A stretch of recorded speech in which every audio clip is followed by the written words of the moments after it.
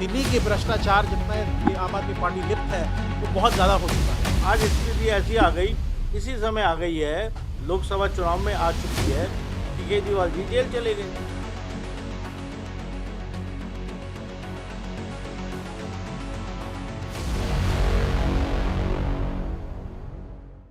नमस्कार, स्वागत है आपका खबरों का अड्डा में। मैं आपके साथ अंजू गुप्ता। अरविंद केजरीवाल को लेकर आए दिन नए खुलासे अब सामने आ रहे हैं। लोकसभा इलेक्शन सर पर है। इधर अरविंद केजरीवाल को जेल तो आम आदमी पार्टी का इसको लेकर विरोध देखने को भी मिल रहा है। दिल्ली में इस वक्त कई मुद्दों ने सियासी पारा हाई किया हुआ है। वहीं अब अरविंद केजरीवाल के ऊपर ये भी आरोप लग रहे हैं कि केजरीवाल चाहे निगम पार्षद हो, सांसद हो या विधायक हो, बिना पैसे लिए टिकट नहीं देते हैं। बात करें राजधानी की, तो जहां कांग्रेस, आप और बीजेपी के बीच टक्कर होना है, तो वहीं अब एक और नई पार्टी ने दिल्ली में एंट्री ले ली है। यूं तो चुनाव के वक्त कई पार्टी बनती बिगड़ती है, लेकिन कौन सी पार्टी अपना वर्चस्व बनाने में कामयाब होती है, ये देखने वाली बात होती है। दिल्ली में जनहित दल नाम की राजनीतिक पार्टी ने अपना खाता खोला है। नई दिल्ली के पटेल चौक के पास सांग्रीला होटल में इस पार्टी को लॉन्च करने के साथ साथ केजरीवाल सरकार की भ्रष्टाचार नीतियों को लेकर एक प्रेस वार्ता का भी आयोजन किया गया। बता दें कि इस मौके पर जनहित दल के राष्ट्रीय अध्यक्ष अंशुमान जोशी, धर्मेंद्र सिंह कोहली और अशोक कुमार चौहान मौजूद थे। इस दौरान अंशुमान जोशी ने अरविंद केजरीवाल पर भी जमकर निशाना साधा। साथ ही आगामी लोकसभा चुनाव में भाजपा नेतृत्व एनडीए संघ को भी अपना पूर्ण समर्थन दिया।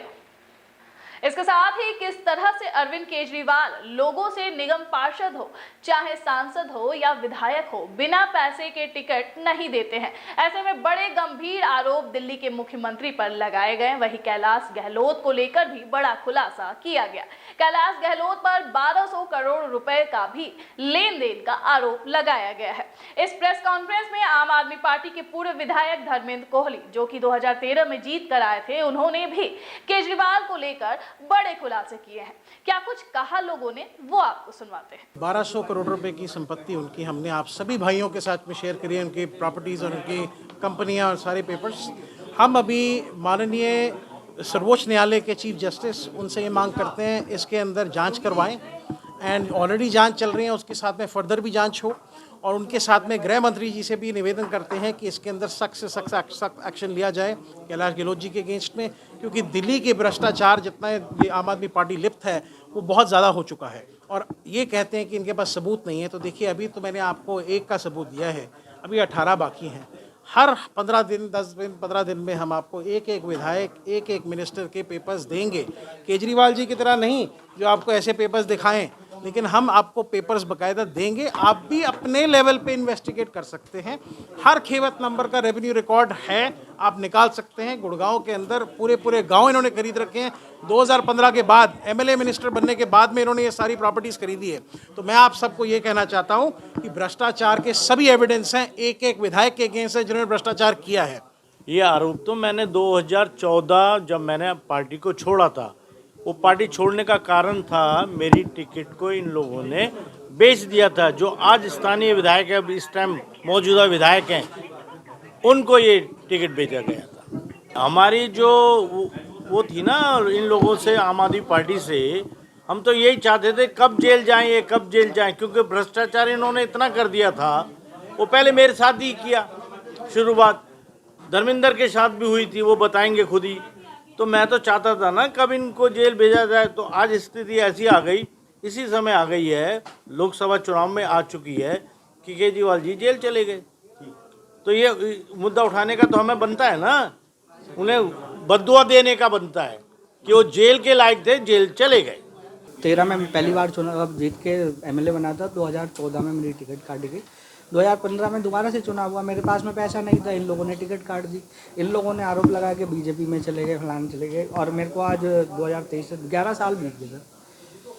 मैं नौकरियों के लिए भटकता रहा। बाकी मैंने किसी पॉलिटिक्स या पॉलिटिशियन की तरफ देखा ही नहीं। मेरे को भी अपना घर चलाना था। गरीब परिवार के लोग थे, पहले ही बलिदान कर चुके थे अपनी सिस्टर का, और उसके केस में भी लड़ना था हम लोगों को। दोनों तरफ से हम लोग इसके सताए हुए लोग थे। एकदम से न्यूज़ चलती है कि भाई अब हमारे सीएम को, जो आम आदमी पार्टी का आम व्यक्ति था, उसे 55,000 करोड़ के बंगले में रहने की आदत हो गई है। अब ये 55,000 के करोड़ के बंगले में रहने के लिए तैयार है।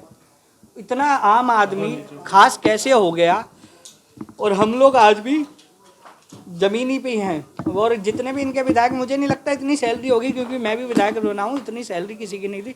लेकिन आज 11 साल बाद मैं पलट के देखता हूँ तो इनके हर विधायक के पास में सैलरी के हिसाब से तो कुछ भी नहीं है, लेकिन भ्रष्टाचार के मुताबिक इनके पास में बहुत पैसा आ गया। अगर यही काम इनको करना था, भ्रष्टाचार में ही लिप्त रहना था, इसी तरीके से राजनीति होती है, इसी तरीके से करनी थी, तो भाई हमें लगता है कि हमारी बहन का जो बलिदान था वो व्यर्थ गया। आज हमारा परिवार इस चीज़ को बहुत ज़्यादा से दुखी मनाता है।